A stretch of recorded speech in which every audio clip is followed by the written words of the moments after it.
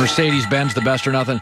So, I was talking to somebody the other day about Super Bowl weeks, and you just sit in your hotel room and you kind of wait for the game and you get bored. What do you do? Because last week, the teams put in all their stuff. Just tell me what is for a defensive player. You don't even have the playbook a quarterback has to deal with. I mean, do you get bored? What are you doing, sitting around all week this next 5 or 6 days? Well, no. If you're going against an offense like the Kansas City Chiefs or the Tampa Bay Buccaneers, you're not bored because there's so many things to stop.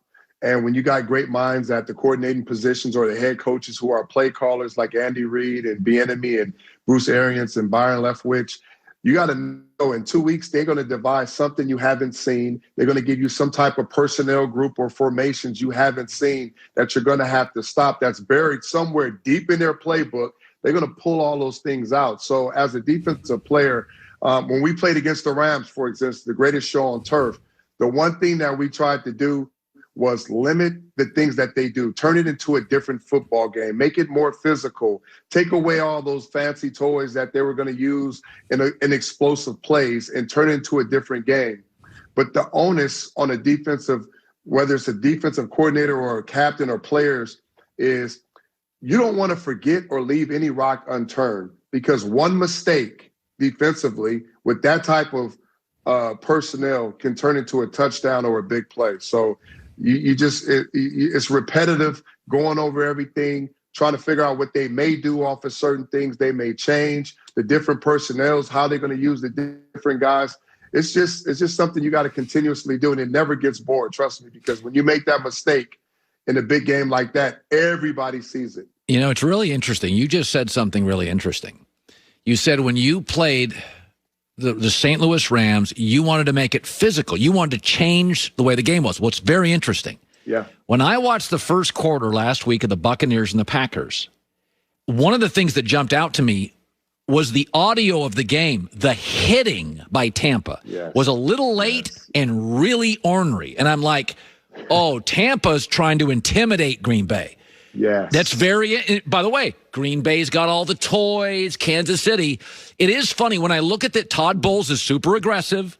I mean, Vita Vea, JPP, Shaq Barrett, Levante David. These are like nasty guys. They're like physical guys. Yes. So what you're saying is probably same thing. Tampa wants this to be a street fight.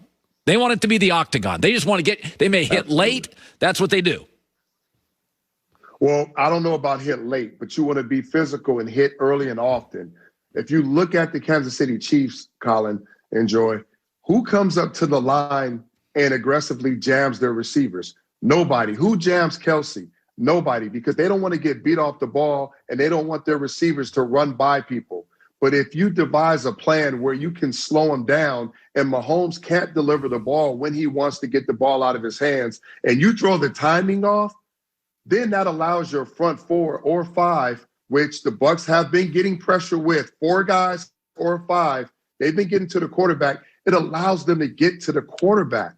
And teams don't understand that. That's why Bill Belichick and Parcells and some of these other great defensive minds, are so good, because they understand in order to get rushed, you don't always have to come up with some crazy blitz or come up with these type of different schemes. You got to allow the quarterback to not have his first options and pull the ball down.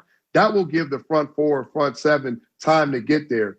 And teams are so nervous about getting ran by Robinson and Tyreek Hill and Watkins and all these fast guys that they have, they don't even give it a chance. So then they're at the offensive mercy of trying to figure out what else to do and jumping in the zone, jumping in man, and being one-dimensional, and it never works against those type of teams. So you were in multiple Super Bowls with Brady and Belichick.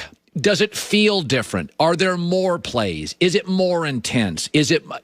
What is a Super Bowl? Does it feel different being in a Super Bowl? Now, I know Belichick's not coaching now, but when you're in with Brady, and Brady takes a lot of the Bill Belichick stuff over, that intensity and that details. So now you're going to have Brady, which you've been in Super Bowls with him, and he dictates practice and dictates tempo and terms. Is it different? It's intense. Hell yeah. It's intense and it's different because the mindset is every play counts. Every play means something.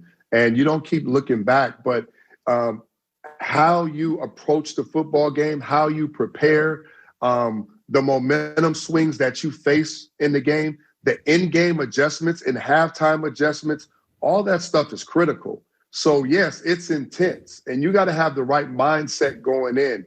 You can't be wilted by one play or one thing that happens. You got to be physically and mentally tough in every situation.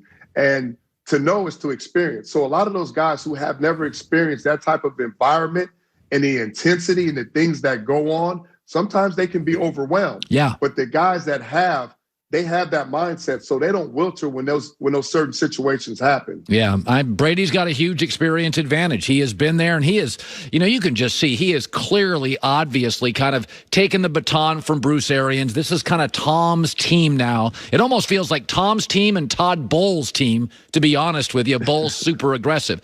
I want to throw this out there. I'm generally not a big fan of holdouts, but in Deshaun Watson's case, I'm totally supportive. I think it's a mess. It almost feels like a cult. When you look at the Deshaun Watson situation, do you back up him holding out? Where do you land on that? I think it's a tough situation because Deshaun Watson has done everything right in his career on and off the field.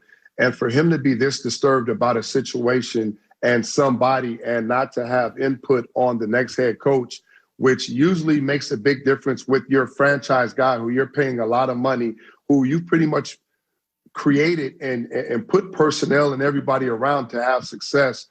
It is to me a little disturbing. Now, Nick Caserio, who came over from the Patriots, he wasn't involved in all the melee that happened prior to, but he has been in some of these difficult situations with players and staff and different things to understand how to pretty much go in the inner workings of that and try to figure things out, have conversations, bring guys together, put people in place. That's why he's there. I would say to ownership that you have to listen to your players. If there are a group of players, important, impactful players, the best players on your team speaking out, don't ignore what they're talking about. Sit down, listen to what they're saying, and see how that affects your team.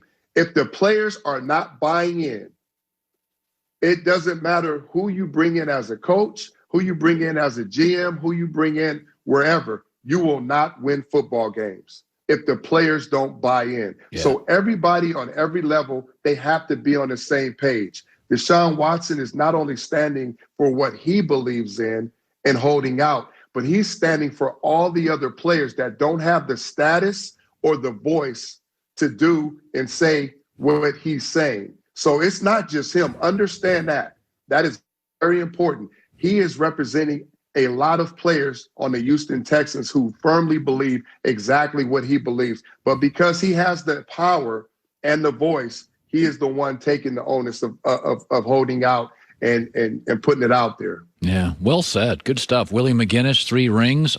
Join him on the NFL Network. Follow him on Twitter and Instagram at Willie McGinest, a proud USC Trojan. Good talking to you, buddy. Love having you on. Thanks, Willie. Always. Thank you, guys. You bet. Made some really good points today. Yeah, he's speaking for the players. Listen, I'm not a holdout guy. I think you sign a contract, but I also know contracts get broken all the time. They get broken all the time. So, and if somebody behaves badly, break the contract. You can own a team forever, and you can run a team forever, and you can coach a team forever. You can't play forever. I think players show incredible emotional discipline. I would be a nightmare if this career